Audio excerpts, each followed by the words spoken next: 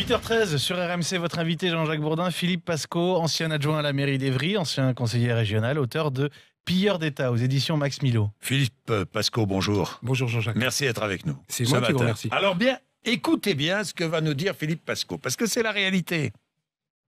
Vous savez ce qu'a fait Philippe Pascot? Il a édité, regardez bien sur RMC Découverte, il a édité des petites fiches. Alors je vais les lire, parce que vous n'arrivez pas à les lire à la télé et puis à la radio. C'est bien difficile, encore moins. Pourquoi faut-il un casier judiciaire vierge pour être pompier, taxi ou fonctionnaire et pas pour être élu?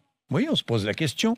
À revenu égal avec un salarié, un élu peut payer 2 fois moins d'impôts. Mais oui, un élu peut cumuler jusqu'à 5 retraites et sans plafond. Philippe Pascot, votre livre « Pilleurs d'État » aux éditions Max Milo recense tous les abus légaux, je dis bien légaux, dont bénéficient les élus. Exactement. Je vais vous en citer un autre, puisqu'on est là dans une radio sympathique. Vous savez ce que c'est qu'une pension de reversion? Oui, évidemment. Un simple salarié, c'est 54% de 19 000 euros maximum. Moi, j'ai une amie qui vient de perdre son mari.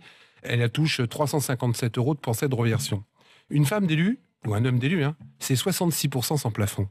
Moi, j'ai du mal à comprendre qu'une femme d'élu soit plus fatiguée qu'une femme de salarié. Et c'est ce que je mets dans Pilleurs d'État, tous ces petits privilèges, ces avantages, ces droits que certains élus se sont abrogés. Je dis bien certains élus parce que tous les élus ne sont pas pourris.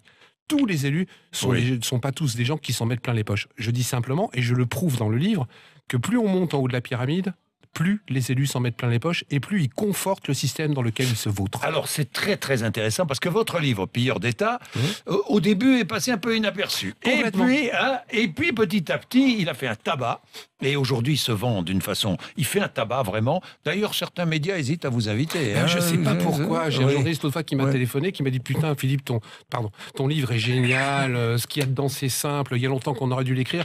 Mais tu comprends, si je t'invite, et si Valls devient président, je suis grillé. » Mais comment? Oui, parce que vous avez travaillé avec Manuel Valls. J'ai bossé 9 ans avec Manu, oui. Bonjour Manu, si tu m'écoutes, j'espère que tu vas bien. Vous entendez toujours bien avec lui? Oui, ça va? On se respecte mutuellement. Voilà. Non, Manuel Valls, pas plus pourri, pas moins que les autres. Il n'est pas particulièrement pourri. Il est parti en Afrique dernièrement, je ne sais pas pourquoi. Il y a quelques années, beaucoup d'élus allaient en Afrique avant les élections, avant les élections, on ne sait pas pourquoi. Non, mais là ce que je veux dire par là, c'est que moi, je défends les élus. Moi aussi. Vous aussi? Je défends tous les élus, je défends les élus de base, les élus de proximité, celui qui se défonce bénévolement, le petit maire des communes. Ce que je ne défends pas, c'est les élus qui profitent du système pour vraiment se vautrer dans quelque chose du nom, parce que c'est des gens qui devraient être exemplaires. Manuel Valls et beaucoup sont exemplaires, mais pour l'instant... Manuel Valls et beaucoup, j'ai dit certains élus. Bon, d'accord. 30% des parlementaires... En revanche, ont eu des soucis avec le fisc ou avec la justice. Oui. J'ai fait le compte, ça sort bientôt dans mon 3e livre, j'arrive à prouver, et preuve à l'appui, puisque tout ce que je dis est factuel. Dans mon premier livre, j'ai mis 400 élus et j'ai mis leur nom, j'ai pas eu un seul procès. Tout ce que j'écris est factuel, vérifié et recoupé. Là, je mets dans mon 3e livre que 30% des parlementaires, députés, Sénat plus sénateurs, donc 577 plus 348, 30% ont eu affaire avec la justice. Ça veut dire quand même que 70% n'ont jamais mis un centime dans leur poche. Mais il y en aurait même que 1%, Jean-Jacques, ça serait trop. Je rappelle encore une fois que c'est des gens qui votent des lois pour nous demander de nous serrer la ceinture. C'est des gens qui votent des lois pour dire que les gens qui sont au RSA aujourd'hui, on va pouvoir fouiller sur leur compte en banque pour savoir si c'est des gens qui, quelque part, dépensent un peu plus que le RSA. Et c'est des gens qui, quelque part, ont des comptes en banque en Suisse. Il y a 150 à 160 députés qui se sont payés une maison personnelle avec l'IRFM.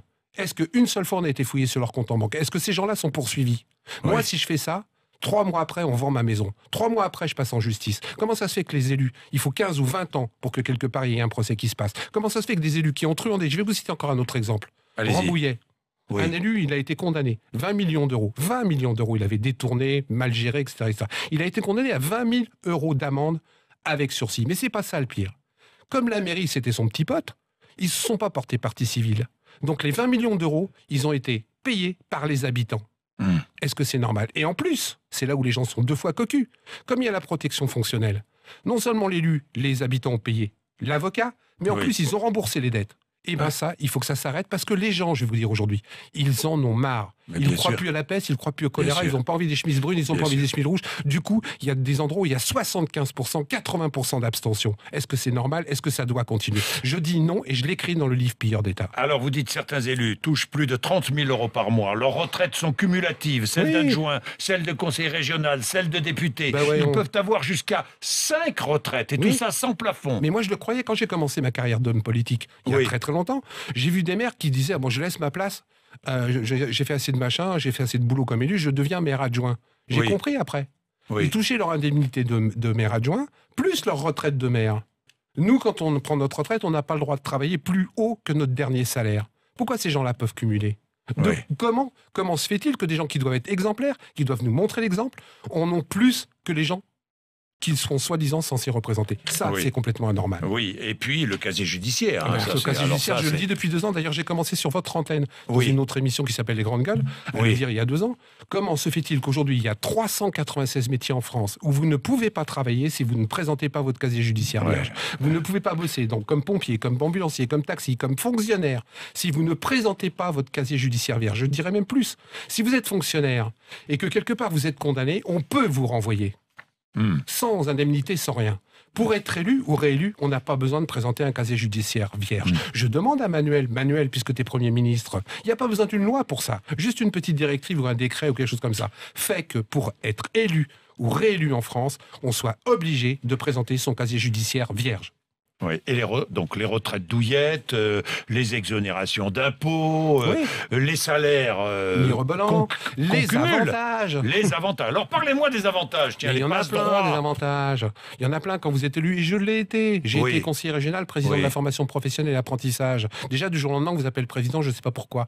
Mais en plus, vous avez le droit à la voiture, vous avez le droit au téléphone, vous avez le droit à Internet, vous avez le droit à un tas de choses.